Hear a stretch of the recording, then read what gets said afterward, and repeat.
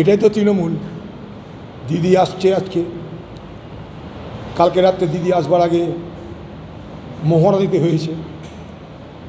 আজকে তারা কি করবে না করবে, রাতে চুল্লু পানির ব্যবস্থা হয়েছে। এবার যে গ্রুপ প্রশাসনের ক্ষমতায় আছে, যারা বহরমপুর মিউনিসিপ্যালিটিকে লুটছে, ডাকাতি করছে, সেই পৌরসভার গ্রুপ আর এখনও যারা মনে করে যে পৌরসভায় সব কিছু সঠিক হচ্ছে না, এমন হওয়া উচিত নয়, আরেকটা গ্রুপ যারা পৌরসভার সরকারি গ্রুপ, তাদের আক্রমণের শিকার এই তৃণমূল দলের আরেকটা গোষ্ঠী, যারা মনে করছে এইভাবে পৌরসভাটা চলা উচিত না, এই লুট, এই দুর্নীতি, এই চুরি, এই অত্যাচার করা উচিত না। তাই যারা সামান্য একটু বিরোধিতা করবার অভিপ্রায় প্রকাশ করেছে, তাদের উপরে গতকাল রাত্রে হামলা হলো তৃণমূলের মস্তান বাহিনীর। পশ্চিমবঙ্গের মুখ্যমন্ত্রী বহরমপুরে আসছেন আজকে।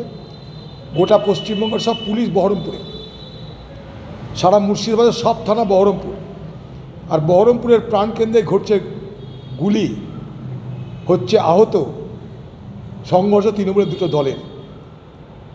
তা মুখ্যমন্ত্রী আসার আগে তৃণমূল দলের উৎসব শুরু হয়ে গেছে। উৎসবে দারু পানি পেটে পড়ছে, তার বহিঃপ্রকাশ ঘটছে।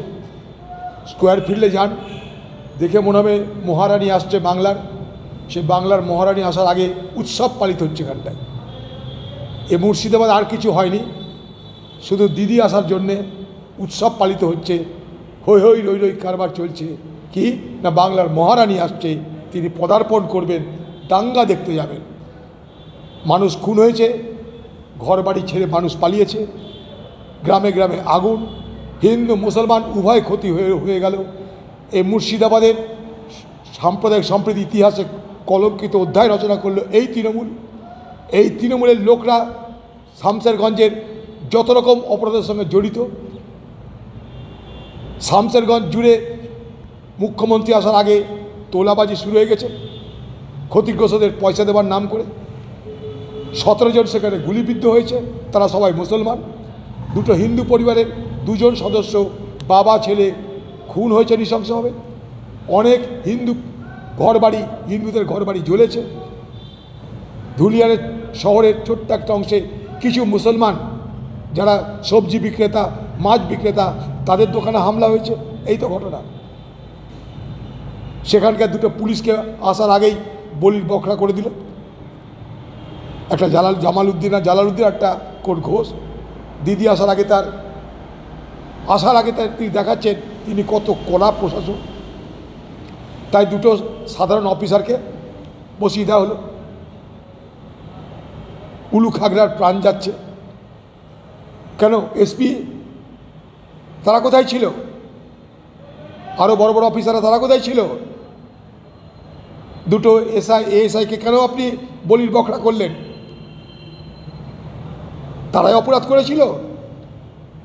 অপরাধ আপনার পার্টির নেতারা করেছে। তারা পুলিশকে নিষ্ক্রিয় রেখেছিল। 5 মিনিটের পথ 5 ঘন্টা গিয়েছিল পুলিশ। আমাদেরকে বোকা পেয়েছেন মুর্শিদাবাদ মানুষকে, যা বুঝাবেন তাই বুঝবো।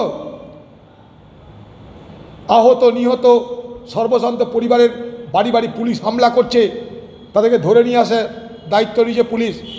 মুখ্যমন্ত্রীর সভায় তাদেরকে উপস্থিত হতে হবে। বাড়ি বাড়ি হামলা করছে পুলিশ মুখ্যমন্ত্রীর সম্মান বাঁচানোর লক্ষ্যে। একদিকে খুন হওয়া পরিবার, খুন হওয়া, পুলিশের গুলিতে মারা যাওয়া একটা গরিব শ্রমিক, গৃহহারা ঘরবাড়ি তাদের বাড়ির লোকেরা যারা সব কিছু হারিয়ে সর্বশান্ত, তাদের উপরে নতুন করে মুখ্যমন্ত্রী আসার আগে জুলুম শুরু হয়েছে, অত্যাচার শুরু হয়েছে। কি সবাইকে মুখ্যমন্ত্রী সবাই হাজির হতে হবে, নাহলে মুখ্যমন্ত্রীর ইজ্জত থাকবে না।